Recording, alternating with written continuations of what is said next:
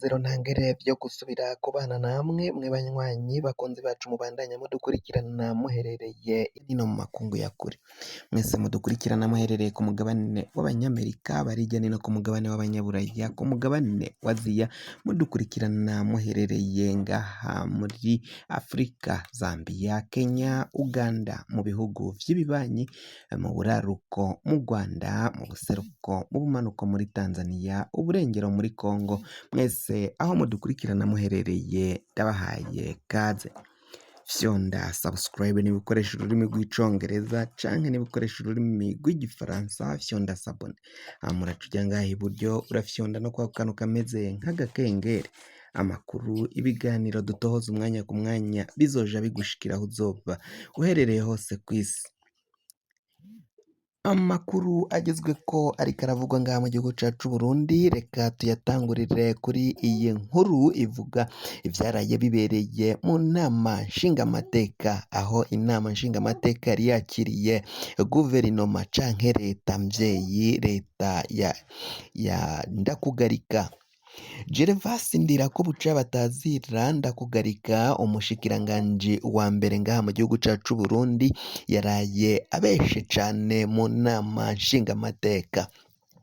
Yaraye abeshe ku kibazo ca rusansoma, abakoze rusansoma ngaha mu gihugu c'u Burundi bataronse agahembo kabo, bandanya gusemerera basaba ko ubutegetsi bw'abaronsa ako gahembo kabo bari bemerewe n'ubutegetsi. Benshi birazwi ko bari abashomeri batagira ico bafise. Umushikiranganji wa mbere Gervas Ndirakobuca batazira Ndakugarika yaraye abeshe agaragaza ubumenja bwo kungene leta yiba abenegihugu, avuga ko ngo kese zihari zitarenga 15 nk'uko Ndakugarika yaraye abishikirije. Tumwumvirize ukungene yaraye avyivugiye, kandi biboneka ko abesha ahenda abashinga amateka bari bamubajije ico kibazo. Ikindi kibazo mwabajijwe ni kijanye na rusansuma, aho mwavuze ati igihe cyari gitegekanijwe cyararenze cyane, ateka mbere n'abayikoze bayikora mu bihe bitoroshe, ati kuko hariho n'amafaranga bari bemerewe ya base bataronse. Ati rero nivyo twumva uno munsi, ati n'agahembo kabo nako bararonka. Nyakubahwa mushinga amateka, ibibazo nakurikiranye cyane ko nari njejwe umugwi w'igihugu ujejwe gutanga intumbero kuri rusansuma, n'amamesaje menshi ababene wacu barayandungikiye, kandi nanje naca ndayahereza abahinga. Kuvuga yuko abantu bakoze rusansuma batarahembwa, nibaza yuko twoba dushikuje cyane. Hariho abantu bagiye baragira ibibazo mu microfinance yabo, kubera yuko nka bose baciye turabazi bose ko barabashomeri, kubera yuko rero ibyo kubahemba tutashobora kubahemba mu ntoki, twababwira ko bose bugurura ama microfinance. Abantu rero batagiye sinibaza ko ari n'amakayo bashika 15 asigaye kwizo, kandi azizi nyinshi ndazifise no mu telefone ko benshi baranyandikiye. Abantu bagiye bugura microfinance munyuma bagaca bahindura bakugurura iyindi, byarabaye ibibazo gushikaho mbere bamwe byabaye ngombwa yuko barungika des equipe zikagenda mu ntara kugira zikorere kuri wa muntu umwe wese, zimenye ibibazo yagize icyo ari byo. Kuko amamesaje banyandikira bambwira bati tugiye muri COPEC batubwira ngo wewe tukubona kuri liste, babaza muri biro centrale de rusansuma akamera yawe twara yarungitse. Ivyo nibibazo rero nibaza mbere ko iyi ndwi turimo ni ya kabiri, nibaza ko naho umusivye baza gutora inyishu, kuko hariho amadesane yabaye mu ntara zose agiye kuraba ayo makaya y'amairregularité yose y'abakozi bari bafise ivyo bibazo. Nibaza ko rero no munsi bose babaye batunganirijwe, kuko igikorwa bakoze n'ikiteka nta muntu n'umwe atobatunganiriza. Abo turi kumwe mu mugwi w'igihugu twavuga tuti mugerageze baheze rusansuma n'ahubwo amafaranga yabo baca bayasanga ku makonti uretse ivyo vyagiye biritambikamo.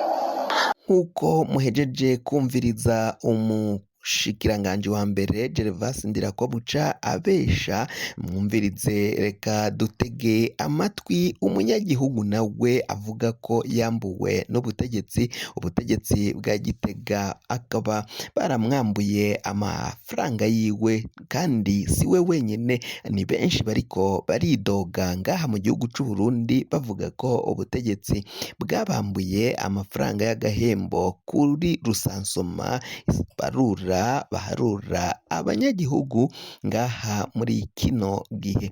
Avuga ko rero ari akamaramaza, ijwi ryiwe twarikingiye kumvo z'umutekano wiwe, tumutege yombi. twebwe abantu bakoze rusasuma nkuru y'abanyagihugu buraro uburimyi n'ubworozi turi n'akabariro kenshi cyane, aho twari twumiwe twumvise yuko umushikiranganji wa mbere muri abashingamateka bakimubajije avuga yuko twarose agahembo kacu. Ni ukuri amahera baduhaye amahera icyo bitwa fredo de plasma, ni amahera twarose muri cya gihe cya foromasiyo. Urabona ko byari bigoye, twakoreye mu ntara nshyashya zagutse, n'ubundi ayo mafaranga yari no make, nta n'icyo yigeze anatumarira. Nka twebwe abantu b'abashifutu disitirigiti twararengeje ko n'iminsi ya foromasiyo, iminsi dejuru za foromasiyo. izo dejuru amafaranga kuri ya fredo de plasma yo kuri foromasiyo ntibigeze baduha mikoroti, baduhaye amahera twakoreye y'iminsi twakoze muri foromasiyo. hama haheze indwi zibiri dutanguye igikorwa baca baduha ikintu amahera ya avansi. twebwe amahera ba avansi baduha abashefutu disitirigiti yarateganije kuronka amafaranga 240, aba aja rosansere baronka amafaranga 220. ayo twebwe abashefutu disitirigiti twabonye cyo kimwe hamwe n'abaja rosansere 220. ibyo 220 birengako nta twigeze tubona. hama turakora icyo gikorwa cyabayemo ingorane nyinshi cyane, twaritanga tukanzara mu nda, tukaduga imisozi tugasubira, mugabo tutarigera tubona ntibanadutere intege, iki byose turitanga, mugabo tugakoresha n'amayinite mu bimwe byatugora, ntibigeze baduha n'amahera ya free de communication. abashifutu disitirigiti amamega ntibigeze baduha, barihenze ngo baraduha ikarite simu, izo karite simu ntizanakora. Uyundi ari mu bakoze iyo rusansuma twashoboye kuyaga nawe, reka tumutege amatwi, ariko benshi barihebuye, nawe ijwi rye twarihinduye kugira ngo tumukingire kumvo z'umutekano wiwe. ukuri twaraharuhiye cyane, turaruha cyane rwose.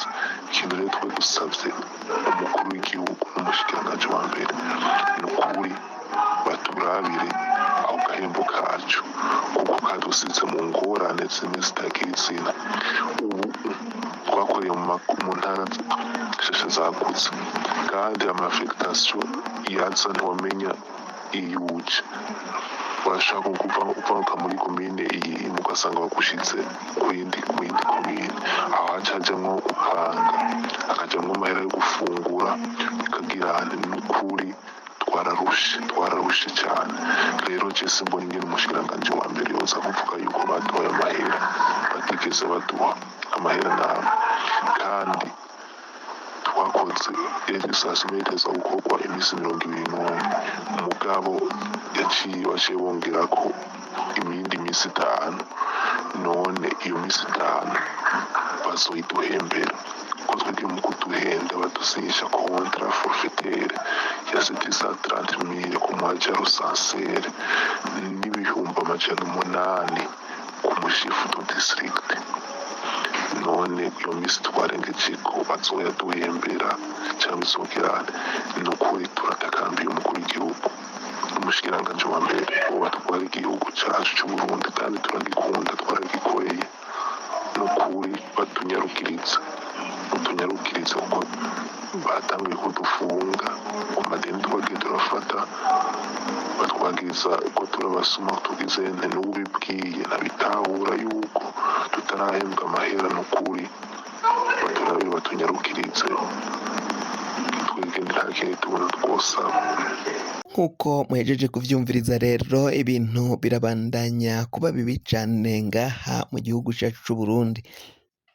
Ubutegetsi bwa Gitega burabandanya kwiba kunyonya itunga ry'igihugu, nyamara abenegihugu amosozi ariko arakoroka, amosozi ariko aragwa nk'uko bagenda babivuga.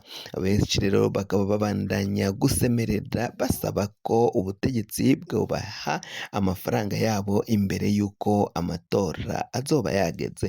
Kwiyandikisha mu matora vyaratanguye, abanshi nabo mu migwi itavuga kumwe n'ubutegetsi bwa CNDD FDD bakaba banenga cane ukungene biriko birakogwa, ariko ngo umugambwe uri ku butegetsi nanone nawo uratewe ubwoba, urafise umutima uhagaze, bavuga ko urwaruka rutariko ruritabira kuja kwiyandikisha mu bagomba kuzotora muri ano matora twimirije mu mwaka w'2025. Kugira ngo amakuru mwene nkaya aza gushikira, wafyonda subscribe niba ukoresha ururimi rw'icongereza, canke niba ukoresha ururimi rw'igifaransa fyonda sabone. Muraca uja ngaha iburyo urafyonda no kwa kantu kameze nk'agakengeri, amakuru ibiganiro dutoza umwanya ku mwanya bizoja bigushikira aho uzoba uherereye hose kw'isi. Mwe mwahejeje gufyonda subscribe kandi tukaba tubakengurukira cane, muri abo kubahwa. Amakuru yacu nakagaruka nagahwane.